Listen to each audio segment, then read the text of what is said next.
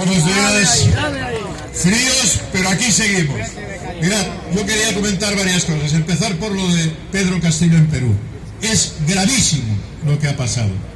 Un presidente electo por el pueblo de forma mayoritaria es destituido por un parlamento que apenas tiene el apoyo del 10% de la población. Y los primeros en reconocer el golpe ha sido la Casa Blanca. Evidentemente, los sospechosos habituales. Ahora bien, hay que hacer una reflexión profunda sobre lo que ha pasado en Perú. ¿Cómo ha sido posible que un candidato elegido mayoritariamente por el pueblo haya llegado a esta situación de aislamiento? Por dos vías. Y poned atención. Una, la corrupción. Castillo se presentó sin una fuerza política organizada, sin tener en cuenta el enorme movimiento social que hay en Perú. Y eso, aunque tengas un programa honesto, luego te lo revientan porque te corrompen, porque la misma gente que se presentó en las listas con Castillo ahora lo estaba destituyendo. ¿Y por qué? Porque los compran y los sobornan. Y podéis pensar, hombre, esto pasa en Latinoamérica, ya se sabe, están más atrasados. No, compañeros, esto pasa en casa. Mirad, esta semana nos hemos enterado que han pillado a la vicepresidenta del Parlamento Europeo, Eva Kaili, con bolsas de cientos de miles de euros de Qatar para Bruselas. Esa misma mujer estuvo hace 3 meses informando que en Qatar, antes de los fútbols y de toda esta en Qatar tenían una regulación laboral muy avanzada, y que era en los países árabes la mejor legislación laboral. Ese país en que han muerto 6.500 trabajadores, emigrantes, fabricando los estadios, construyendo los estadios. Y esa sinvergüenza salió a taparles las vergüenzas a cambio de esas bolsas de dinero. Vicepresidenta del Parlamento Europeo, del Grupo Socialista, además, para más INRI. Esto es lo que hay en los políticos de allá y de aquí. Que no nos venga Borrell, que esto es un jardincito y que fuera de la Europa es la selva. La selva la tenemos aquí y tenemos los mismos sinvergüenzas que son capaces de vendernos, de presentarse a las elecciones con un programa y ejecutar otro. Hay otra segunda pata. Uno, la corrupción. Y otra pata, la confusión. El ruido mediático, el hacernos creer que el blanco es negro, el enredarnos, confundir a la gente, el hacer pensar que ese que intenta cambiar las cosas es un corrupto. Lo hicieron en Bolivia, lo hicieron en Ecuador, lo hicieron en Brasil, encarcelaron a Lula. Girarle el pensamiento a la gente. Y eso no os penséis que solo pasa en las televisiones basuras de Latinoamérica.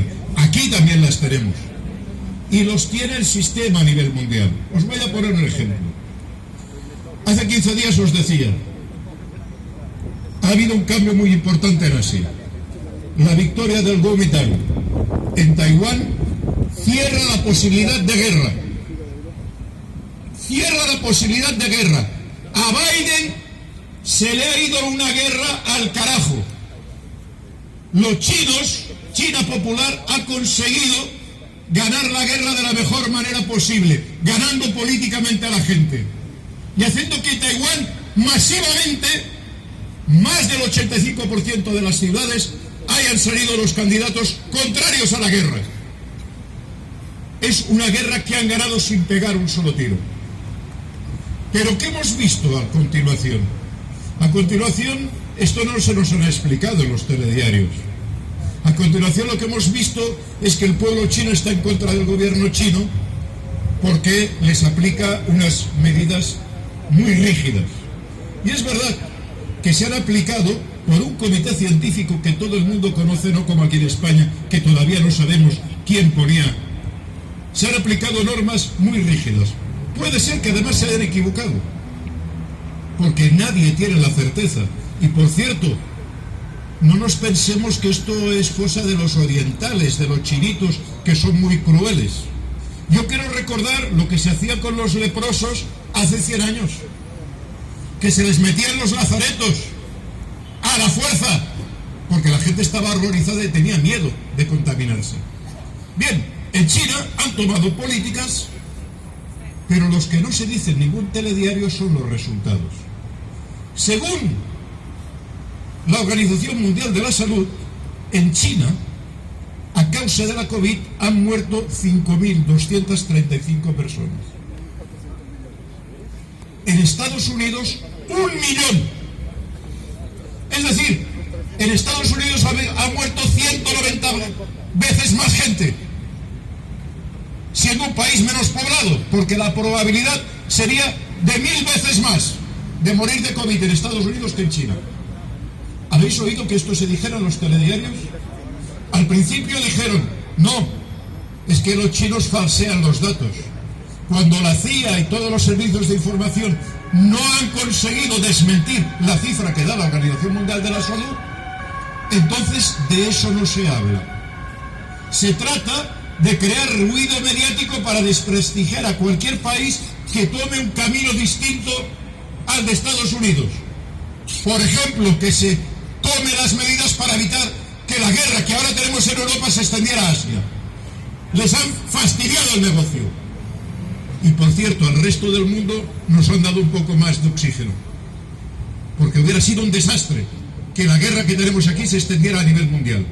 Para todos, el riesgo nuclear, la de muertes que podía traer, que ya trae la actual guerra, se hubiera extendido. De eso no dicen nada, lo ocultan. Tampoco dicen que a consecuencia de la epidemia, China, que es un país muy particular, a pesar de todo lo que digan, tiene un sistema de gestión muy distinto de lo que fue la Unión Soviética o lo que fue la Europa de la socialdemocracia, y que acostumbran a regirse por prueba-error. Conclusión de la COVID: han decidido renacionalizar, sobre todo municipalizar, las residencias de ancianos y la red sanitaria. La red y las residencias que tenían semiprivadas han decidido que, viendo lo que pasaba, se volvían a lo público. Tampoco esto hemos visto que lo explicaran en los telediarios. No sea que alguien se plantee, en fin, ¿dónde están nuestros comités de expertos para analizar lo que ha pasado en las residencias? ¿Dónde están nuestros comités de expertos para analizar qué ha pasado con nuestra red sanitaria, privatizada de manera salvaje y reprivatizada al día después de la epidemia? Se confunde a la gente, se le crea un caos en el cual la gente ya no sabe dónde está el blanco ni el negro. Se le oculta la información real. Y en ambos casos, sea por corrupción o por distorsión de la información, solo hay una solución: la construcción de movimiento social. Hoy en Perú se están estableciendo coordinadoras de movimientos sociales que tenían que haberse hecho mucho antes, pero ya se sabe, al final aprendemos cuando truena Santa Bárbara. Y entonces los grupos gremiales, las coordinadoras laborales, las organizaciones de pensionistas, entonces ahora se ponen de acuerdo para evitar el golpe de Estado. A ver si nosotros somos más inteligentes y somos capaces de anticiparnos, construyendo la coordinadora de movimientos sociales y sindicales que estamos intentando construir en este momento, ahora, para defendernos. Porque sin organización social estamos vendidos. Corrompen a los nuestros, a los que vienen a ponerse detrás de la pancarta para que los votemos y que luego no son capaces, no pueden, no saben o no quieren defender lo que han prometido. Y frente a ello no nos equivoquemos, La solución no es la extrema derecha, la solución no es votar a la derecha, la solución es organizarnos y obligar a que ejecuten el programa, como el movimiento social tenía que haber obligado a Pedro Castillo a cumplir su programa. No se hubieran atrevido. Curiosamente, Pedro Castillo prácticamente había renunciado a su programa de transformación. ¿Y por qué lo tumban? No por lo que ha hecho, sino por lo que simboliza. Pedro Castillo es un maestro, es un hombre del pueblo, es una indígena. Y las oligarquías que están desde la colonización española no podían soportar que un tipo que no era blanco, que un tipo que no era de la olla, de la oligarquía, gobernara. No sea que les diera ideas a la gente. Y claro, volvamos a la realidad. Ay, por cierto, y China ha hecho otra cosa que tampoco dice. En China, la jubilación de la mujer es a los 55 años y la del hombre a los 60. No lo explican. Y claro, cuando Escrivá nos dice que es imposible nuestras pensiones porque tenemos el problema del baby boom, que le expliquen a Escrivá que China ha aplicado durante muchos años la política del hijo único. Y a pesar de esto, pueden pagar las pensiones. ¿Por qué? Y por cierto, China tiene otro elemento muy interesante. Y es que las pensiones no se revalorizan con el IPC. Se revalorizan en función del Producto Interior Bruto, de lo que crece el país. Es decir, se revalorizan muy por encima del IPC. Porque a medida que se enriquece el país, y China ha crecido mucho, suben las pensiones, que sería lo normal, que sería lo que tendríamos que pedir, pero no, aquí no solo nos suben con... Nuestro país ha doblado la riqueza en los últimos 20 años. No, sino que encima nos lo quieren quitar. Y vayamos a nuestro país. Estamos en Navidad. ¿Qué es lo que hacen? Pues sacar un decreto ley que van a alargar el cómputo de 25 a 30 años. ¿Sabéis qué quiere decir esto? Primero, que los que hoy trabajan van a tener una jubilación mucho peor que la que tuvimos. Segundo, que la brecha de género va a aumentar. Hicieron una medida que daban unos euros por hijo, que conseguía resolver un poco más del 1% de ese 30%. Pero ahora con esta medida van a aumentar la brecha de género, porque las carreras de cotización de las mujeres son más cortas, notablemente más cortas. En el programa llevaban cerrar la brecha de género, la van a abrir. Hemos conseguido una cierta victoria. Uno, que no se atrevan a discutirlo en el Parlamento y lo hagan por decreto ley.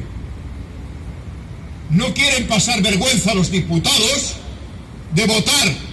Entonces un decreto ley se lo pone el gobierno y si el Parlamento no dice nada, cuela.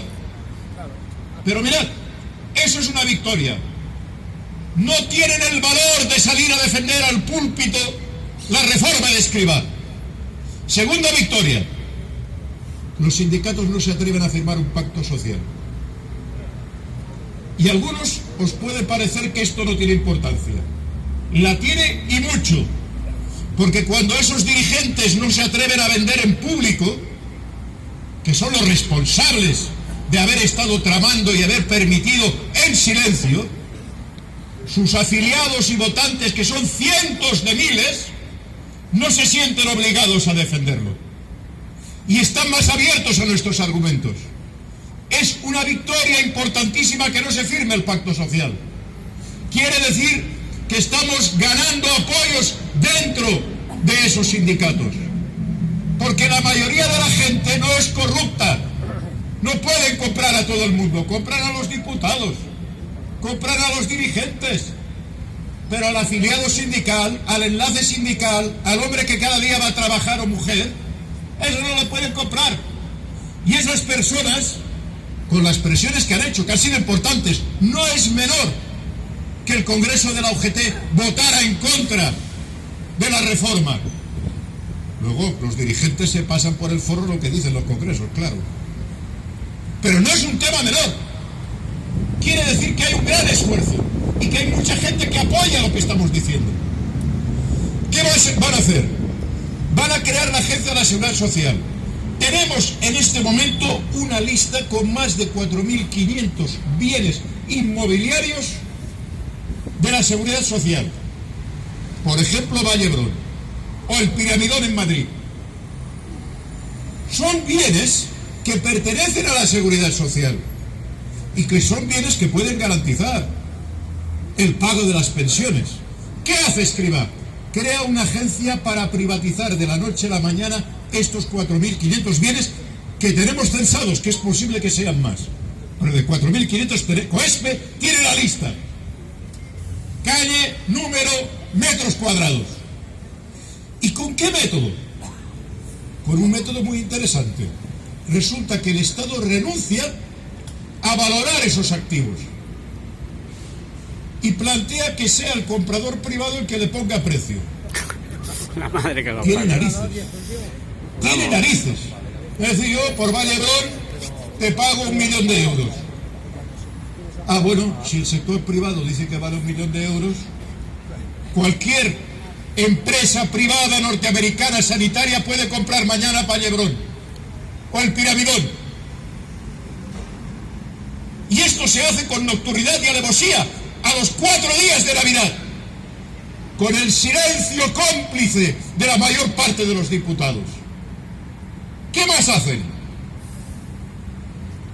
Se siguen negando la auditoría, porque primero quieren vender los bienes, quieren liquidarlos. Se siguen negando y empiezan a decir que igual hacen una auditoría de broma a través del propio ministerio, no en el Tribunal de Cuentas. No, nosotros queremos una auditoría objetiva, no que la hagan 4 becarios contratados por el ministro. Y la vamos a seguir exigiendo. Nos dicen, además, que todo esto hay que cerrarlo el 31 de diciembre. Y la pregunta es, ¿por qué? ¿Qué pasa el 31 de diciembre? No, porque si no hemos aprobado la reforma de las pensiones, su recorte, no nos dan el dinero de la Next Generation. ¿Pero qué tiene que ver una cosa con la otra? Pues sí. Primero, ¿a dónde va ese dinero? En el 90% se van a las grandes empresas, a Telefónica, Endesa, Volkswagen. Y dan unas cuantas migajas para que lo repartan los ayuntamientos y entren a tragar con esa broma. De nuevo, la corrupción. Pero el problema es que Next Generation se tiene que devolver. Lo plantean como algo gratuito. Se tiene que devolver. Y es por eso que le exigen a Nadia Calviño que se reduzcan las pensiones, que se privaticen, porque de ahí quieren sacar el dinero que pague la Next Generation. Por eso la están anunciando ahora por la televisión. Sí, vamos a ser más ecológicos, vamos a tener mejores comunicaciones, van a plantar un jardín en tal sitio, gracias a los benefactores europeos que nos dan un préstamo que vamos a pagar con las pensiones y con nuestros derechos sociales. Es una situación complicada. Y finalmente, siguen empujando las pensiones privadas. Y también, tengo por ahí la cartera, no es igual. Resulta que la semana pasada se publica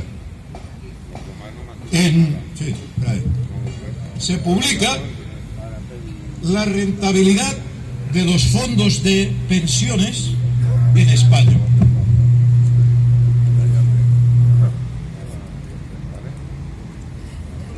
No me lo invento. Lo tenéis aquí, en portada.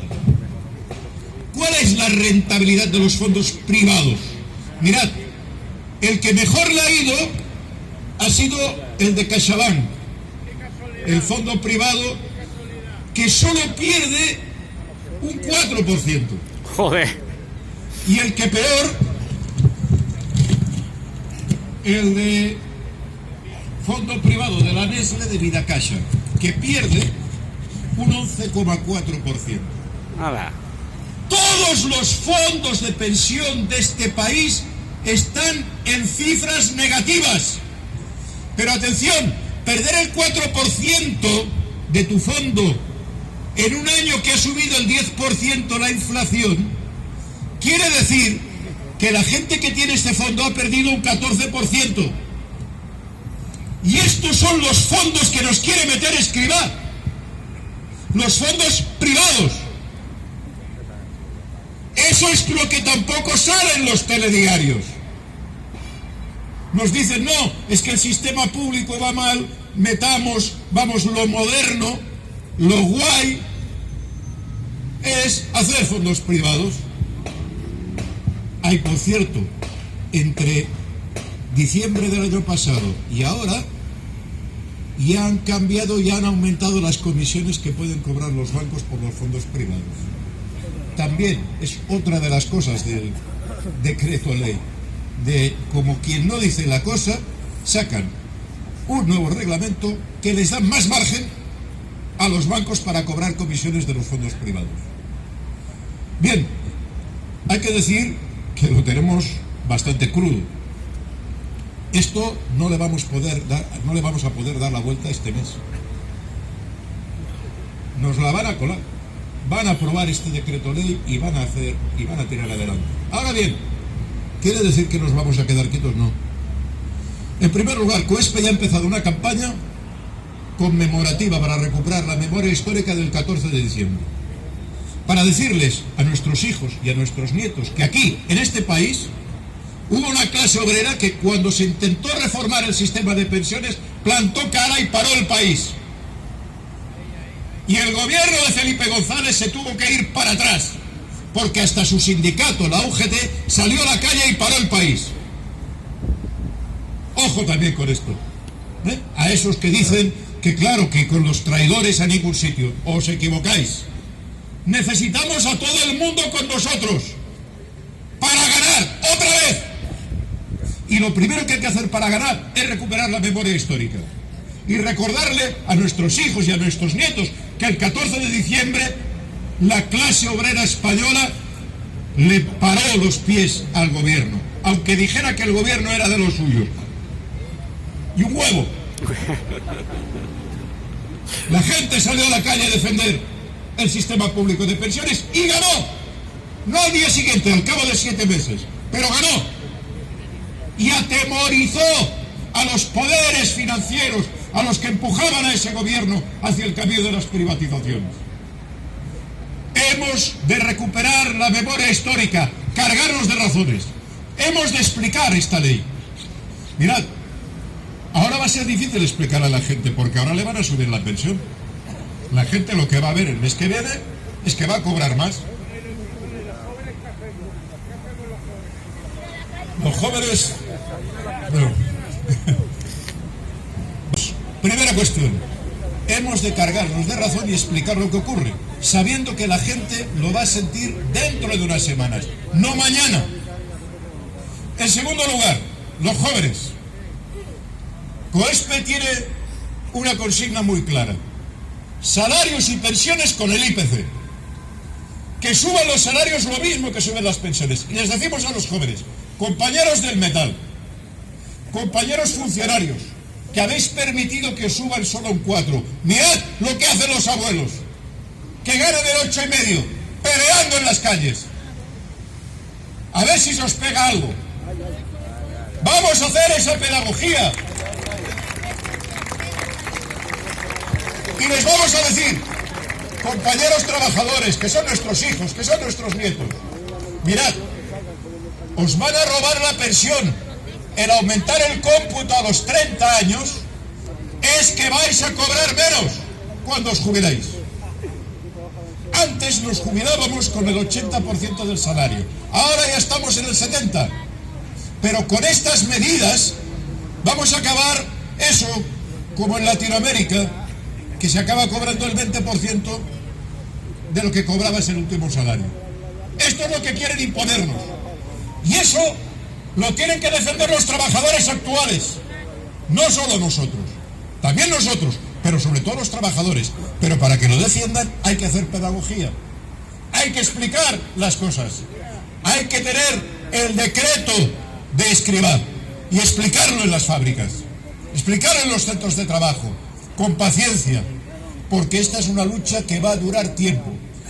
Siguiente cosa que podemos hacer. La siguiente cosa es, ante un escenario de guerra, plantear que ni arriba los salarios y las pensiones y abajo las armas. Porque nos dicen que no hay dinero, pero doblan el gasto militar.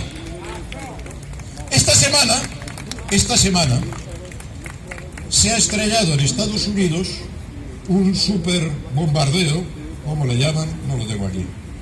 El B-2F, en fin. Carísimo. Estados Unidos solo tiene 20 bombardeos del Spirit B-32, me parece que se llama, bueno, super bombardeo. De los 20 que tiene ya se le han estrellado 3. Se ve que estas empresas privadas no solo funcionan mal en la sanidad. Pero ¿sabéis cuánto cuesta el avión que se ha estrellado esta semana? 2.000 millones de dólares, es decir, 2.000 millones de euros.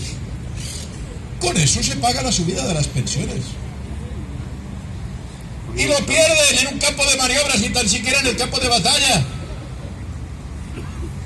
Pero para eso no hay reestructuración ni recorte. Para eso más dinero. Y nos vienen con las banderas, con las patrias, para sacarnos más dinero para el gasto militar. Arriba los salarios, abajo las armas. Y finalmente, hay que seguir trabajando con paciencia para construir el movimiento social organizado. Va a costar. La última movilización la hicimos la coordinadora de movimientos sociales y sindicales. No veáis el lío que hubo sobre quién tiene que hablar, quién va primero en la manifestación, quién va después, qué párrafo pongo en la declaración final. Hay que tener mucha paciencia, de verdad. Mucha. Porque los que hacen menos son los primeros que quieren ir. Pero hay que tener esa paciencia. Y hay que construir este movimiento, no sea que nos pase lo que Perú. Hay que establecer alianzas con Marea Blanca, con la PAC, con el sindicato de Yugatés, con las Kelly. Construir un movimiento social que desde la independencia de cada movimiento, con los sindicatos de estudiantes, con los sindicatos y coordinadoras de trabajadores, para parar este desastre. Porque juntos somos invencibles, juntos nos temen. Por eso reforman el Código Penal. Por eso no quitan la ley Mordaza. Y por eso enriquecen el Código Penal con figuras como la ocupación de las calles y las carreteras. Porque antes que nosotros, en nuestras tumultuosas y conflictivas asambleas, decidamos si cortamos una calle o ocupamos un edificio o hacemos una manifestación, ellos ya saben que igual algún día se nos ocurre esto y por tanto ya lo meten en el Código Penal. Pero mirad, no hay código penal que pueda parar a los pueblos. No hay leyes ilegítimas que nos puedan robar. Les decimos al señor Escrivá y a los inversores privados que vayan a comprar esos bienes de la Seguridad Social: esas compras son ilegítimas. El día de mañana, si tenemos fuerza, se los vamos a expropiar. No vamos a reconocer esa venta ilegítima de nuestras propiedades, de las propiedades del pueblo. Es una venta fraudulenta, engañosa, con la corrupción. Y eso es nuestro, y no lo olvidamos, y haremos lo posible para que no lo olviden ni nuestros hijos ni nuestros nietos.